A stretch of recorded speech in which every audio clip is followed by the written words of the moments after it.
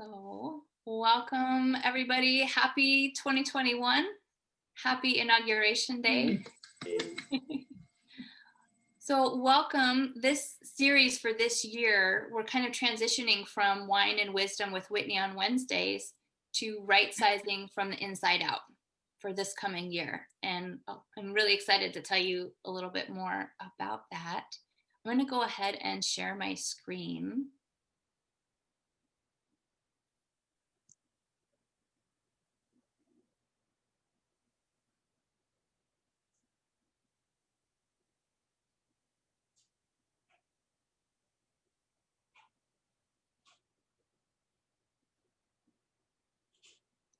All right, Dev, help me out here. In the top right, you can just hit present. Okay, so all of our heads are blocking that. Oh, that's what it was. Like, why can't I see it?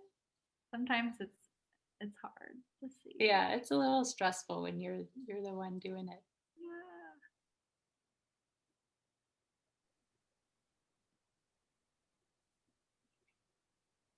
Yeah. Okay, can everybody see this okay? Sorry to make you dizzy there, scrolling backwards. Okay. Looking good. All right. Well, again, thank you so much for being here. We're really excited to start this new series, which is going to be a curated journey to start us on this journey together of right-sizing from the inside out. And Devin created this awesome new graphic for us. Thank you, Dev. Ooh. All right. So you may not have known this, but your fairy godmother has, poof, given you a fresh start this year, 2021. We are all starting with a clean slate. And look like Gina, maybe it's you in disguise with the tiara and the tutu and the margarita. That's what I'm thinking. It's your alter ego. So just know that we're going to just take a deep breath and let everything from 2020 go, and we're going to start fresh. We have a clean slate for this year.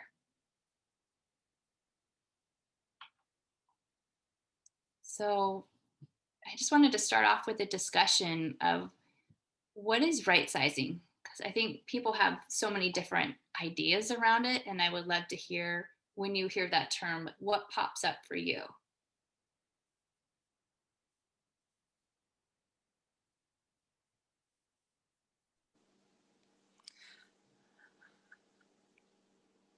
Don't be shy. Well, since I'm kind of cheating because I'm reading a book about right-sizing right now. And so the way I've learned about it from Whitney is a lot of people know about downsizing, which has negative connotations. And when people downsize their house, it's like they're forced to get rid of all their things because of a life transition that maybe is not what they want. And they have to just maybe move into a smaller house, or it's just a lot of like getting rid of and a lot of removal. But right sizing is looking at a different way of, what is the right size for my life? And sometimes that's making a lateral move. Sometimes that's having a bigger house with more stuff. But making sure it fits your life, and it can be any size as long as it's the right size. Thanks, Deb. And it can be more than stuff in our physical space too. It can be our calendar, it can be our to-do list, it can be things that are intangible, could be commitments that you have, or maybe even relationships that you have. So, Dev, you brought up in previously the term essentialism, and I really love that term. Can you tell us a little bit more about essentialism and how you define that and how it connects with right sizing? Yeah, absolutely. I was just thinking how connected it was actually. So I got really into minimalism several years ago, but minimalism, like downsizing, has a negative connotation because it feels like, oh, I'm getting rid of things. But then I read a book called Essentialism, which is thinking about, okay, what is truly essential in my life? What tasks are essential? Which people are essential? And oh my gosh, is that it? Yes, it's such a good book. And it's kind of like, once you know what's essential in your life, you have to kind of ignore everything else, because you only should make room for what is actually essential, and that will make you feel, I think, really satisfied and more purposeful. And it's just a lot simpler and it's a lot easier. Anybody want to add anything? Like, what does Well, right sizing mean to you? Yeah, I'll tell you, Whitney, I don't really have a attachment to right sizing. I mean, in my mind, because I grew up, and when I grew up, the idea was always the bigger house, the bigger this, the bigger that, and the bigger you had, the better you had. But for myself, I'm kind of one of those people that I want to have everything I need, but I don't want anything extra. Because every time I have things that are extra, it's clutter, it's more work, it's more effort. And I struggle because I was brought up to always want more, want the bigger house, the bigger thing, even if you can't use it. Yeah. And I'm trying to take that I was brought up with and take this thing of, I just want to have what I need to do what I need to do. You and just try want to to have what's marry essential. those two together, and they don't seem to marry together at all. The right sizing and having what's essential, or your conflicting values of how you were raised with how you want to live.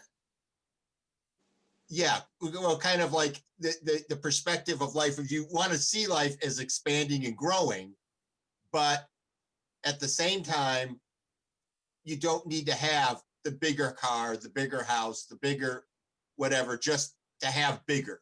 Yeah.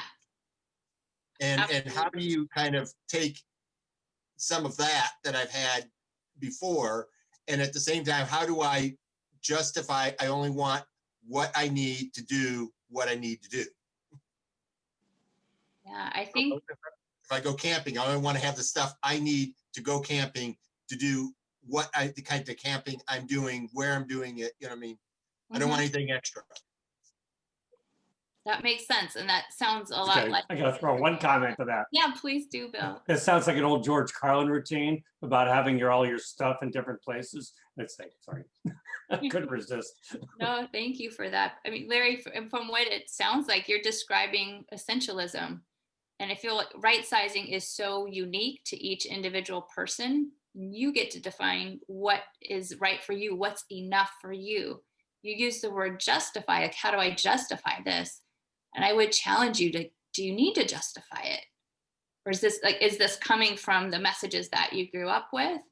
It's really interesting. I'm really curious about that. And just for all of us. A lot of it was the messages I grew up with, of always trying to justify whatever you do, whatever you have.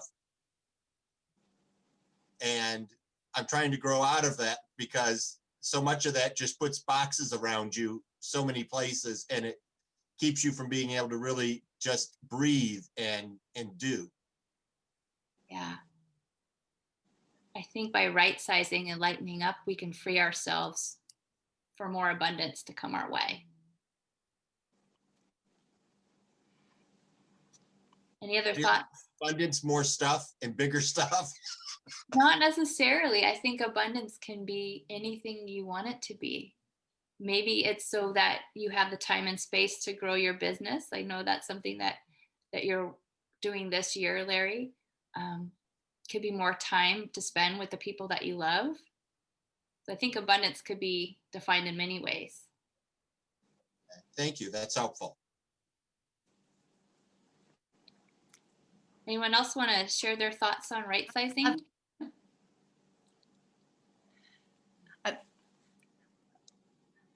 I've got one, Whitney. Please. Okay.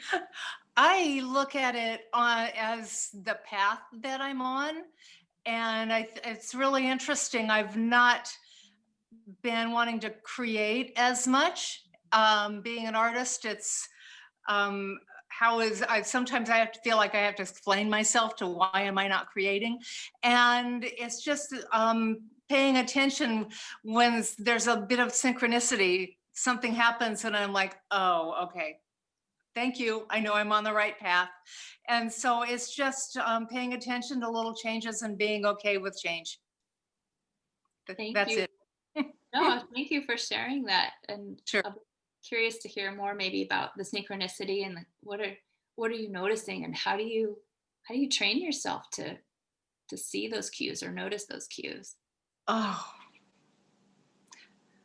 I don't, I wish I could, I don't have an answer on how to train myself. It's just a feeling. Um, my late husband, his birthday was August 11th, 8/11th. And before he passed away, it was 14 years ago now. I can't believe it's so long ago. He would see 8/11 on the clock. And that was when, during the last months. And I see 8/11s, and that's not the only synchronicity I see, but I'm not looking for them. And I'll be watching something on Netflix, and there'll be an 8/11 in the corner of the picture, and it's not my clock. And um, finding a dime one year that was the year that of the 2007, the year that he died. And it was just a day that I was just feeling kind of down. And that's just a couple of those. I think it's just an awareness Mm-hmm. that, and I can't say how to train yourself. No, I'll that's think great. on that. I thank you for sharing that. And something Sure. that we're going to be talking about later on is self-awareness and just how critical it is, what an important tool it is. So we'll be doing an exercise actually about that.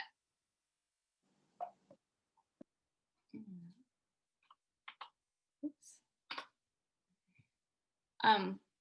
So again, talking about going back to right sizing and creating room for abundance and having a fresh start in 2021, I think it kind of gives us that clean slate and that opportunity to reconnect with our purpose and our meaning in life.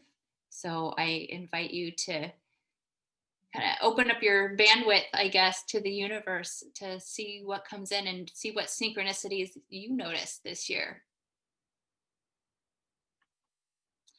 So we're going to be starting a journey together this year in 2021. I'd like to use a metaphor to talk about it. Has anyone heard of El Camino de Santiago?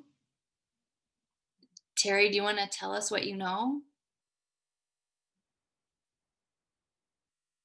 Oh, you're muted, Terry. I think it's the one in Spain, the trail that a lot of people go on. And they, for a lot of people, it's a meditation or a spiritual journey that they're taking. Yeah, you're right. It is located in Spain. And we have, my wife and I have friends, good friends who went and did this 2 years ago. It's a 600-mile trail. Well, there's 6 different paths. I'll show you a map here in just a second, but they did a 600-mile journey. They started in France and they went immediately over the Pyrenees Mountains. That was the first leg of the journey, 14,000 foot climb. And they got about 500 miles into their journey, and then one got tendonitis in both her knees and had to stop. So they were going to go back this past August and finish the last 100 miles of their journey. But of course, we have COVID. So hopefully they'll get to finish this year in 2021. But I'd like to use the El Camino, which stands for the way or the path, as a metaphor for our journey into right sizing from the inside out.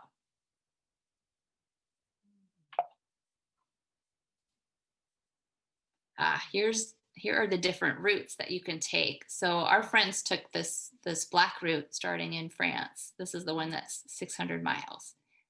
And they have different hostels along the way. And you don't have to make a reservation. I think it's kind of first come, first serve, but you have a bed and they feed you. And then you get up the next day and continue on your way. And it's all on foot. It's a pilgrimage. And I don't know how many people do it each year, but I think just thousands of folks. So we are getting ready to start on our 600-mile journey together. And this is what our itinerary looks like. So this month, we're going to be talking about our needs and our values and this path, like the El Camino.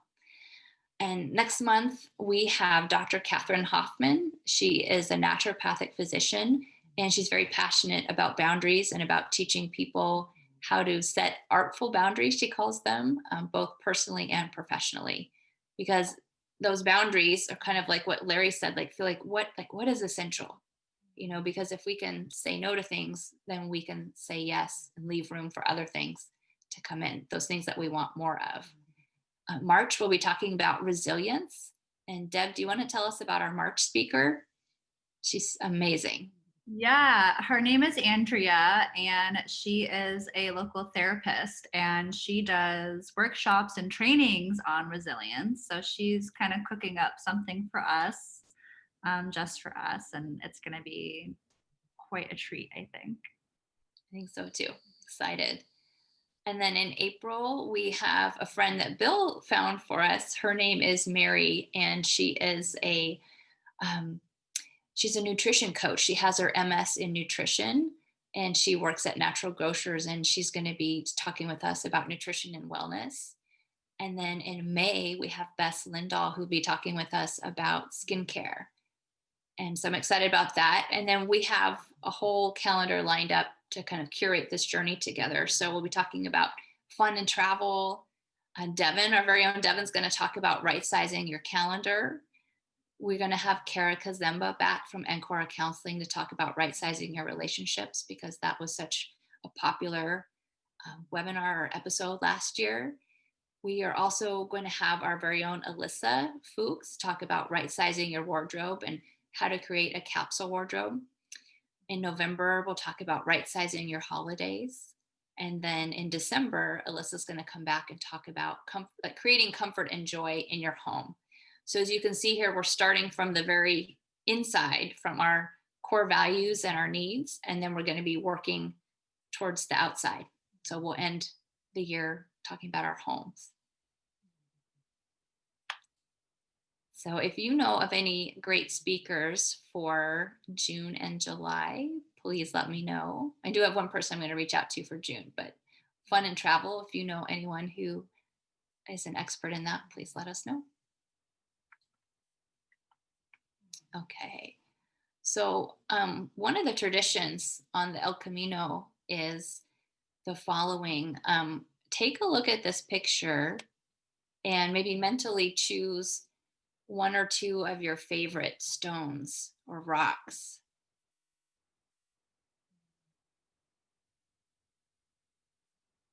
Give everybody a second here.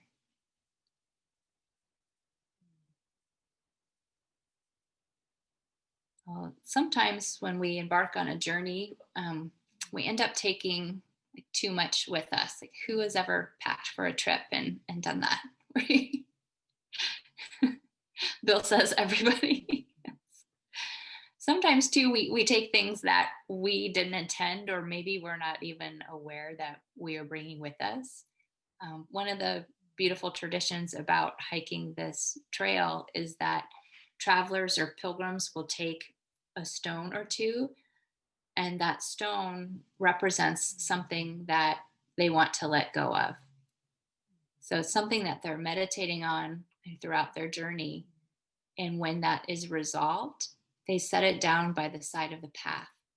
And then they are literally lighter as they continue on their journey. So I'd like to invite you to take just a couple minutes here and think about the stone you chose, and think about like what does that represent? What are you bringing with you into 2021 that maybe is a hitchhiker that's coming along and you didn't really invite it, and you'd like to let it go, and you'd like to be lighter? So maybe think about that and jot something down. You don't have to share. It could be very personal, very private.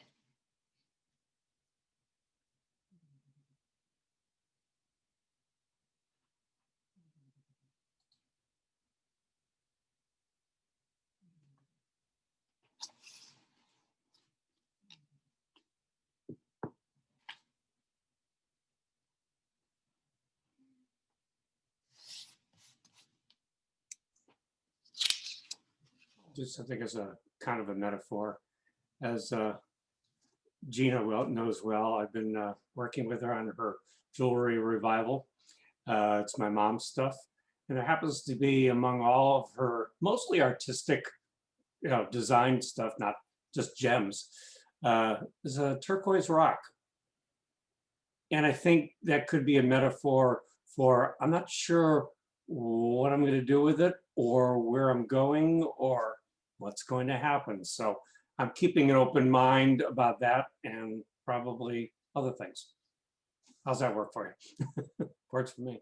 Yeah, that works for me. I love the synchronicity between the turquoise stone and yeah. And usually when I think about rocks, I'll be real, it's kind of a flip. When I go to something, for instance, when I did get to Italy 2 years ago, wasn't able to go back this past year, but when we got to the Mediterranean and we were in Capri, and I grabbed a rock, we were dipping our feet in the ocean or the sea, and I grabbed the rock because I was bringing it back from my mother, my late mother, because she never got to Europe, which is a really damn shame. She was an artist and never got to France or Italy, everything like that. And many of you may know a tradition in certain cultures is to bring a rock to somebody's gravesite and say, somebody has been here. But I tend to bring rocks back to mom. So it's the reverse of the journey. You talk about bringing something with you. In that case, it's bringing something back. So yeah. And I think, these rocks can have multiple meanings.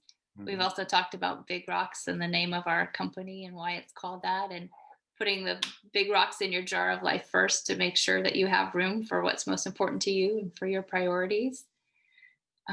But then also when people hear the term big rocks, they think, oh, you're going to help me lift this big rock out of my life. And it can absolutely mean that too. Is anybody comfortable or willing to share what stones they might be carrying with them on their journey that they'd like to be able to lay down by the end of this year?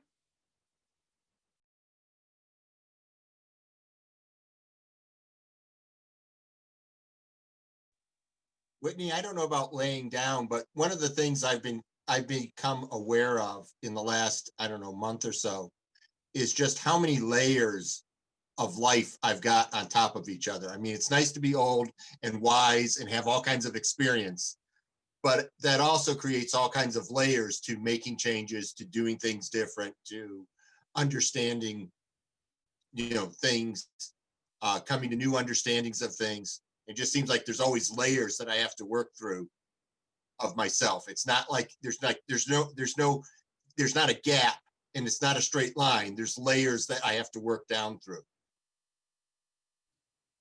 Absolutely. Yeah, it's almost like peeling an onion, like layer by layer. I'm sorry, my dog is banging down the door. I apologize. I'm going to let her in. I'll be right back. But please, if anyone else would like to share. Yeah, I was looking at the picture here, and obviously the one that stands out is that rock that has the layers, and that was what I was thinking. And in my association, my circle of association, we talk about not setting New Year's resolutions, but to make our New Year's resolution as simple as one word and trying to achieve that one word for your year. And it's funny because for me it's transformation, and this is being part of that transformation is getting my personal space organized, getting my personal space to where I can see what I value, to see, and I see these bright red, fiery red rocks, and I'm like, that's what I feel like. Sometimes I'm a hot mess, and sometimes I'm just out to stand out. And other times it's just, it's just there to be seen, and it's just all part of that transformation that I see myself starting this month. and allowing myself to continue with that transformation and the journey. I'm excited to see the journey of what I become towards the end of the year. And we're excited as well, Jen, and we're here to offer support in whatever way that we can. And that's actually something I was going to mention later, is that we are creating a private Facebook group for folks who want to go on this journey, to be able to share or maybe ask for support if you're having a down day, or even just to have some general accountability around the goals that you're setting for yourself, or to celebrate with you. Like if you're able to, like, hey, I was able to lay down my stone today and I just feel so much lighter, or I peeled back a layer. So I'm excited for this journey that we're all going on, and we're excited to see where you end up too, Jen. That famous movie about that talks about the onion. Sometimes I do feel like the ogre that has many layers. Sometimes I'm going to be beautiful, and other times I'm going to be downright scary and ugly. Especially as we transform, and because I have the kid factor to take into consideration, so and their disabilities, so as we transform our space, and as I transform me, I have to see how it affects the boys and all of their disabilities too. Yeah, you're right, because when we change, those around us are impacted, and sometimes our own personal transformation might be seen as threatening to somebody else, or it might upset their equilibrium, or change their day-to-day life. So it's definitely something to think about. Even the animals are tripping right now, because we don't think about animals having the being impacted by this, but they really are. I mean, they're tripping out as much as the kids are. Yeah, change is challenging for everybody. So I'm glad that we have each other, and I know we all have other outside supports as well, but just know that this is a safe place, and you're welcome here, and you're welcome to bring guests or friends along for this journey too, and pets. So you'll probably see them either in one way or another in me, because they tend to be very up close and personal on me. Okay, maybe we'll get to meet them a little bit later. Something to think about as we head out on our path, on our journey, are some tools. Like what can we take with us that will help us in this transformation or this journey of change? Any thoughts? I don't know if this counts as a tool, but like you were just saying, a supportive community for sure. Yeah, absolutely. How about a good mindset? Probably the best place to start from, right? Mhm. Yep. Yeah. I know you've been on a journey with that in the previous year, Terry. Can you talk Yes. a little bit about how that's impacted your life? It has changed my life in so many ways when I realized that the way I was thinking of different thoughts and about myself affected the way I came across to others. And by changing my mindset and really realizing that, I am a good person and that I can love myself, that has totally changed the way I look at life. And it has affected the way people interact with me. So it's been a really interesting journey, and one I'm still going on.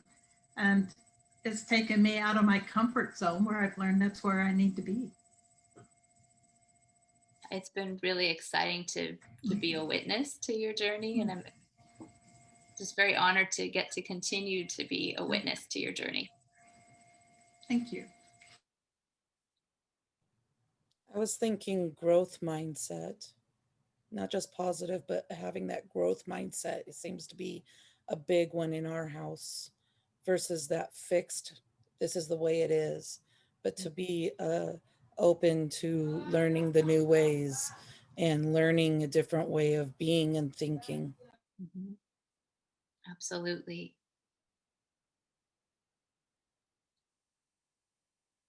Any other tools?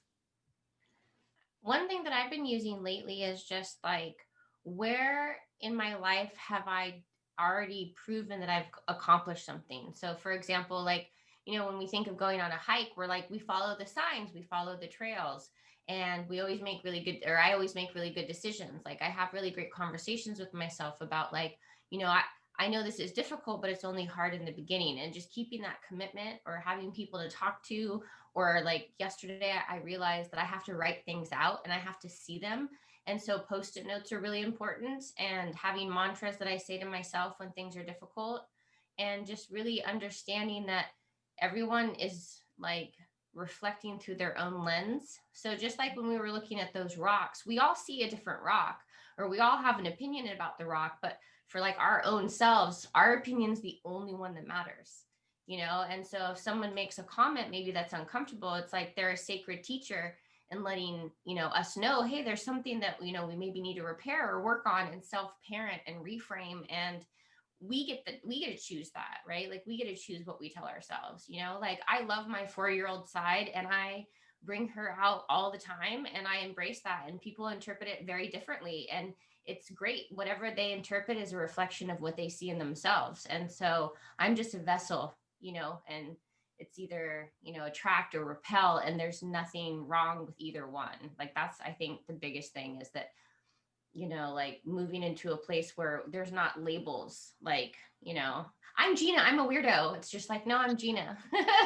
And it's okay if you interpret that as weird. I don't think weird is a negative. Will you remember me? Maybe. You are very memorable, and we love your 4-year-old side. And I think it's huge. You're right. Labels are very limiting. So let's let those go. Let's put those down on the side of the path.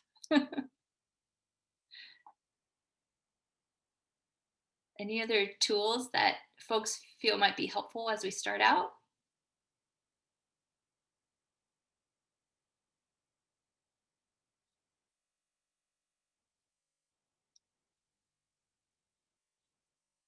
Okay. Maybe some books Yeah. for us to read. Yeah. And we can definitely swap book titles and ideas. Like we were talking about Essentialism. That's a good one. Our team right now, we're reading together this book called Rightsizing Your Life. So each week we're reading a couple chapters, and then we discuss it at our team meeting. And so that's been fun too. So if anybody has a book that, you'd like to read with our group here, like, we're open to that. Just, let us know what you'd like to read, or share some ideas. Okay. So I have an exercise to share with us today, because I think one of the tools that we can bring on our journey, and Gina, I think you really eloquently stated this, is having self-awareness. What are our needs? What are our values? I guess to start, before we jump into the exercise, what is the difference between needs and values?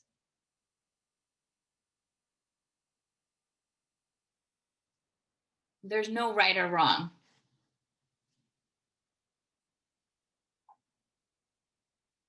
I feel like this one's always tricky for me, but I think needs are kind of like the core foundation. Like, these are things that I need. And as my therapist would say, needs do not have names attached to them. They're just about me. Values are kind of layered on top of that. Like, what do I value? What makes my life kind of worth living that I need? That's like in addition to my needs. I don't know if that's a good explanation or not. No, it makes sense. See, I was thinking needs are a physical requirement, and values is the emotional or mental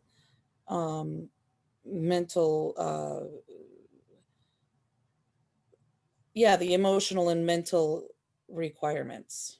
or where you stand emotionally and mentally versus the need being a physical requirement. Yeah, that makes sense too.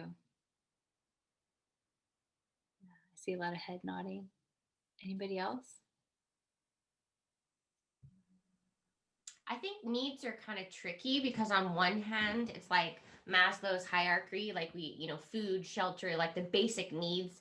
But then there's the other needs where it's like, how can we take care of ourselves the best, right? Like, what do I need to do in order to show up and serve who I am? And I continually burn out, which is like, so I keep relearning something though. Like, so like part of me wants to like be hard on myself. Like I keep burning out. On the other part, I'm like, but I'm getting better each time, and it's like, there's not this miraculous cure to me giving all of my stuff to everyone else. It's like, it's slowly like, oh, this is how it works. This is how I feel best, because like sitting in our bodies and really feeling what is best for us. It's like, I need to take care of myself. Number one, I need to give myself my own oxygen. So it's kind of how I see it. And versus value, right? Like values are like what drives us, like who we are, like what we believe in, without a shadow of a doubt. Yeah, absolutely. Okay, Whitney, I have a question. Yes, sir. When you first brought this up, I thought that the two were disconnected. And I think I was wrong, and that they're connected in that if I have a need for something, whatever that is, what does that say that I value? Isn't that what you're really asking? So if I need companionship, what am I really saying that I value? Yeah, are you saying that you value love or friendship? Or Yeah. you don't want to be alone? Yeah, I hadn't thought about it reverse engineered like that. I guess for me, when I think of needs, I think of something that I can't live without, like oxygen. And values are the things that make life worth living. Like Gina said, the things that drive us. So it's interesting how two words can have such different meaning for each of us and how they can spark different ideas. So I have an exercise that I'd love for us to do. I'm going to see how easy it is to pull it up. So basically, you'll see a series of words. And I'd love for you to choose your top 3 to 5 words that express your needs.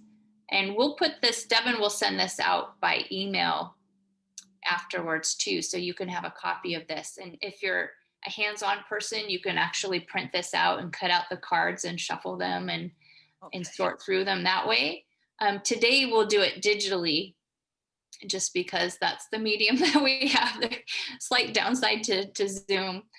But I guess we'll slowly scroll back and forth between, there's 2 different pages of words here. And if you don't see the word that speaks to you, by all means, create your own.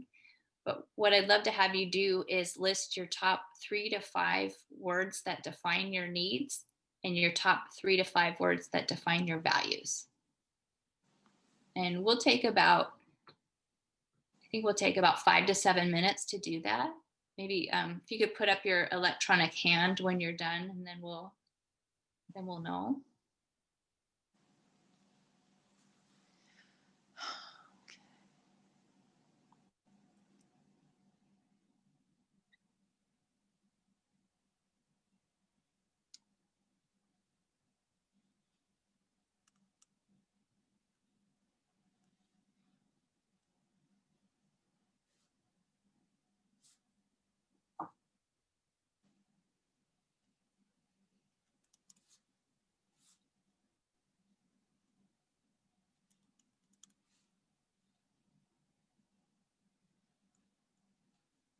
I'm putting the PDF in the chat box if anyone finds it easier to open it on their own screen. And I'm going to scroll down. But don't worry, I can go back too.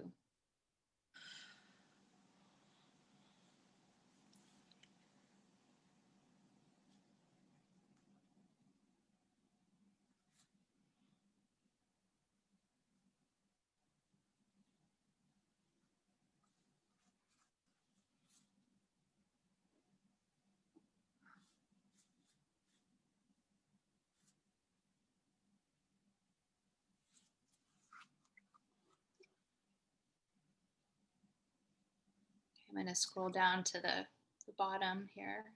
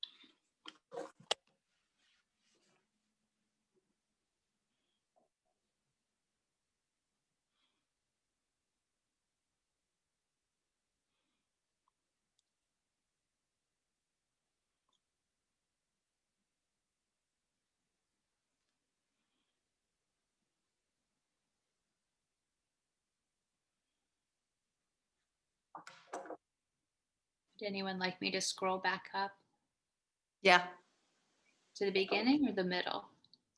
beginning. Okay, good, thanks.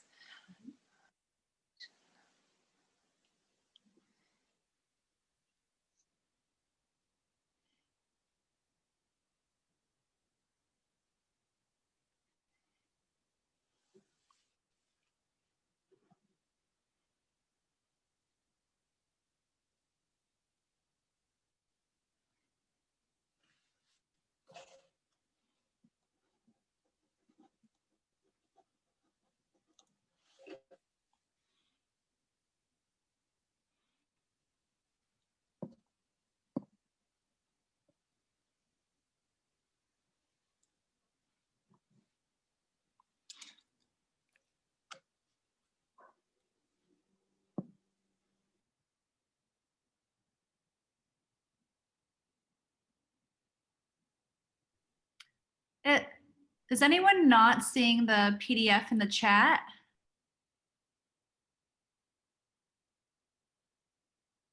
I'm not, but I'm on an iPhone, so I won't. Oh, okay. Don't worry, we will email you a copy too after this. Thanks. And you can feel free to use this exercise with other people in your life or with groups that you belong to. Like, please just feel free.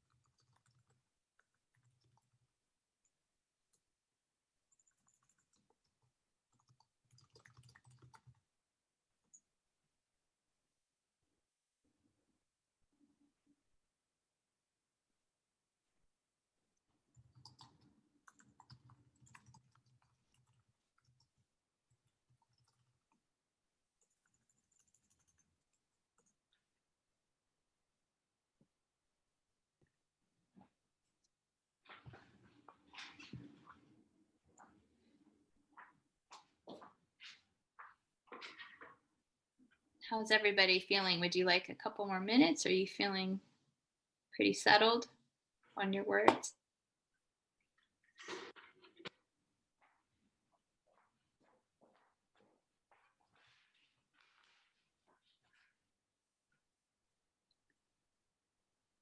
Okay, we'll circle back here. Larry's got his hand up. He's done. Thanks, I'm Eric. done or I'm confused. I'm not sure which. Okay, it's okay to be either or both. I'll go back to our PowerPoint here. I'm really curious, for those who are willing to share, and no pressure, you totally don't have to, what are your top 3 to 5 needs? I can share. I mean, we already did this as a team, but now looking back, I'm realizing I rearranged them a little bit with our discussion. And so my top needs are, in no particular order, health, autonomy, and growth. Mine overlap with yours quite a bit. I also have health, autonomy, growth, nature, love, and self-worth. Notice I snuck in 6 words there. Sorry. She did.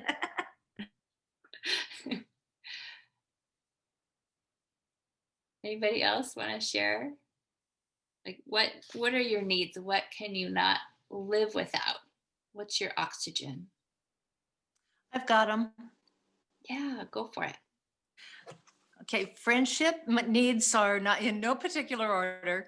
Friendship, creativity, health, humor, and loyalty. Awesome. I can definitely, I can see that about you, knowing you. Yeah. See, I went with I can't live without my family, my kids. And then wealth and freedom. Because for me, wealth offers freedom. It allows me a chance to buy my life back and give me the options to do what I want. Thank you for sharing that, Jen. And for me, like freedom and autonomy are synonymous. So it's interesting how different words have different meanings for different folks. Yeah. Anybody else want to share their needs? For me, I had health, self-worth, growth, family, and honesty. We have a lot of overlap in the group. Thanks for sharing, Terry. I'll be right back. I have a young girl needing to go outside. Okay. Gina, were you raising your hand? No, okay. How about values, the things that make life worth living for you? I'm curious to hear your top 3 to 5 or 6. My top 3 values were humor, competence, and adventure. Can definitely see that.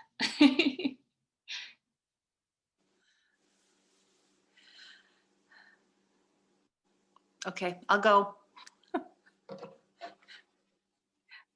Mine, top 5, freedom, happiness, knowledge, self-worth, and compassion. Thank you for sharing that. Thank you.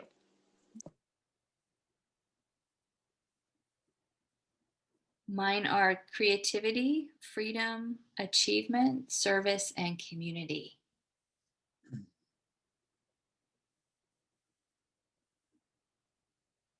Right.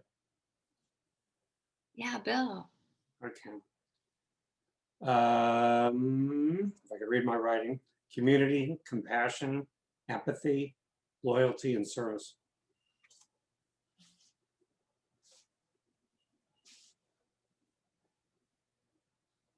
Thank you for sharing that. Please keep these words, your needs and values, handy, because they're really going to tie in with what we talk about next month with Dr. Hoffman, Dr. Catherine, she goes by, with artful boundaries. Because knowing what our needs are and what our values are, I think are definitely a tool in assisting us with setting those boundaries, and just a tool in helping us realize who we are, having that self-awareness that we were talking about earlier, that tool in our toolkit that we're starting out putting in our backpack. And we'll definitely share that exercise with you if you want to, if you want to do that again and have it be more tangible. Or 2, you can do it again over time and it might change. Like Devin realized for her that it did change slightly. So another tool that I'll just kind of give a friendly reminder about that we have done in the past, and that Deb, if you could send it out in the email too, the video and the handout would be great.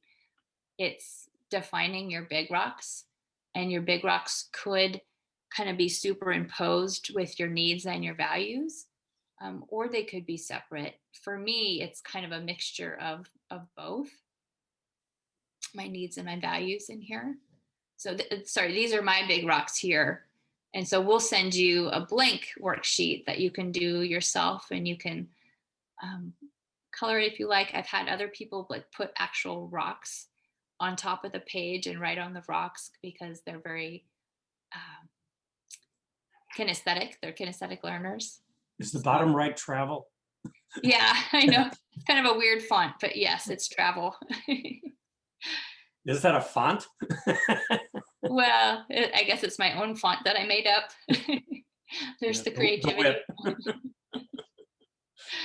So we'll share that. That's one other tool that you do have in your toolkit for this journey. And we have each other. And Deb will send out a link to the Facebook group. It's a private group if you want to, join and support each other as we work together through 2021. Talked about why it's important to know our big rocks. It's to gain clarity and be able to set goals and move forward. So just kind of pulling that in from one of the highlights from 2020 from Wine and Wisdom. Any questions or any resources that anybody would like to share?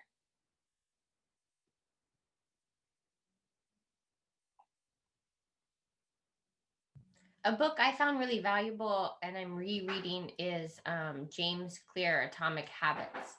That one really has changed. It sounds like looks like a lot of you have read it as well, but I found that one to be really helpful in building a system that's accountable for myself.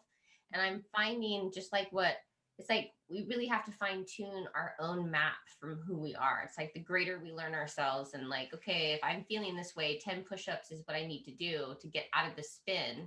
And then I need to have a real conversation as though I was talking to someone I really love, right? Because it's so easy to be like, oh, I'm so dumb. I'm so crazy. I'm so this.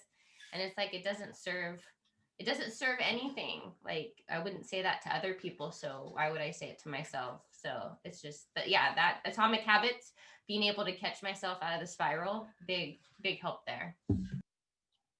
Thank you for sharing that. It is a wonderful book. I need to reread it too because there's just so much information. There's another one called Tiny Habits. That's really good too. Do you remember the author's name, Terry? Hold on just a second.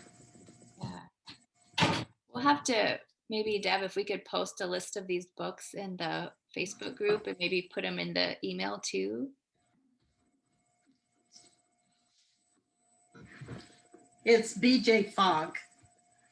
Fogg, F-O-G? F-O-G-G. Ah, thank you. I've heard him speak. So it's a way that you can to start small. When you make a habit, start small instead of making this a big, huge thing that you can't keep up. Start small and then you can add on as you want. But your original habit is small, so if you can't do more, you can at least do what the habit is. So that was really helpful for me. What's the name of it again? The Tiny Habit, Small Changes That Can Change Everything. Nice. Thank you. Thanks, Terry. I've been doing a lot of reading. Winter is a great time for that. Also, there's a book called The One Thing by Gary Keller. He talks about simplifying and bringing everything down to just like one concept or one thing or. Nice. Thanks, Jen. I look forward to checking that one out. I haven't read that and I haven't read Tiny Habits, so looking forward to adding those to my reading list.